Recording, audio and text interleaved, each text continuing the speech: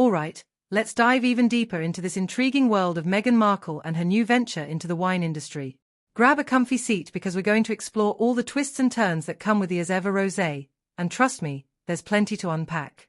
So, just when you thought Meghan had reached her zenith as a lifestyle guru, she's taken a plunge into the world of wine. That's right, folks. We're talking about a bottle that seems to scream Whole Foods clearance aisle while simultaneously trying to convince you it's part of the Napa Valley elite. Introducing the as ever Rosé. Because nothing says authentic California craftsmanship quite like a wine label that raises more eyebrows than it should. Now, let's get into the nitty-gritty.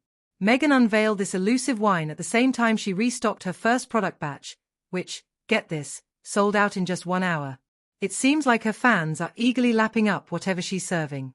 But now she wants us to sip on her so-called Summer Perfect Rosé, described by her brand as having soft notes of stone fruit, gentle minerality, and a lasting finish.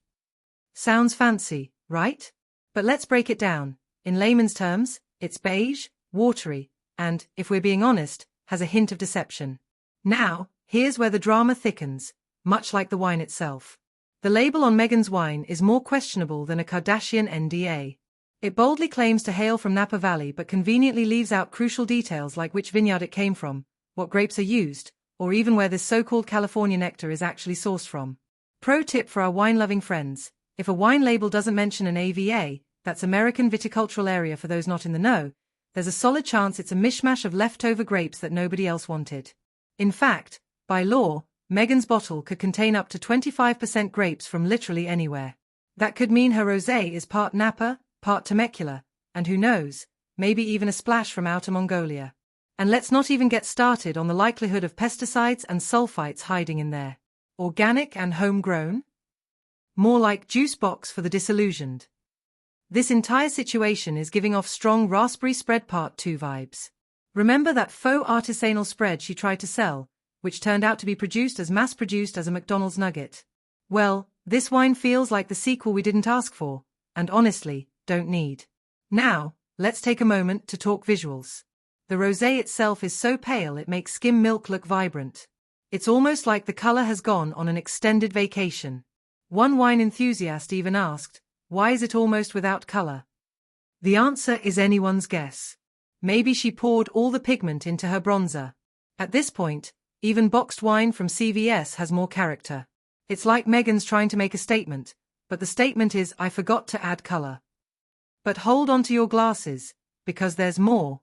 Rumor has it that Meghan made a trip to Napa during her podcast season with Emma Greedy, but here's the kicker: she didn't connect with any local farmers or winemakers. Instead, it seems like she simply scouted a bottling company, slapped her label on it, and called it a day. Now, that's not entrepreneurship, that's just drop shipping with a PR team. Let's be real here. The only bottles she's likely to sell are the ones she gifts to influencers and people like Kris Jenner or Nacho Figueres in the hopes that someone will care enough to pretend to enjoy it. There's no behind-the-scenes footage, no storytelling, and no winemaking journey. Just vibes, Photoshop, and a hefty markup. It feels a bit like a magic trick that reveals no real substance. If Meghan really wanted to honor her Santa Barbara roots, she could have partnered with any of the high-quality vineyards practically in her backyard.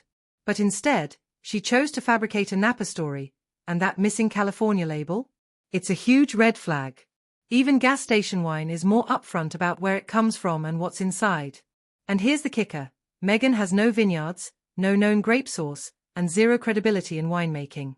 But hey, when you're the Duchess of repackaging, who needs facts? Just throw in some Instagram filters and a whole lot of soft-focused lifestyle branding. It's almost as if she's relying on her royal status to carry the weight of this venture, but will that truly resonate with the wine-loving public? At the end of the day, the wine market is a tough crowd. People are looking for authenticity and quality, and they can sniff out a gimmick from a mile away. So, when the conversation shifts to, hey, want to try Meghan Markle's rosé? You might want to think twice before saying yes. Sure, you could smile politely, take a sip, and then pour it into your nearest houseplant, the one that's already on its last legs, because even it deserves better than this half-hearted attempt at winemaking.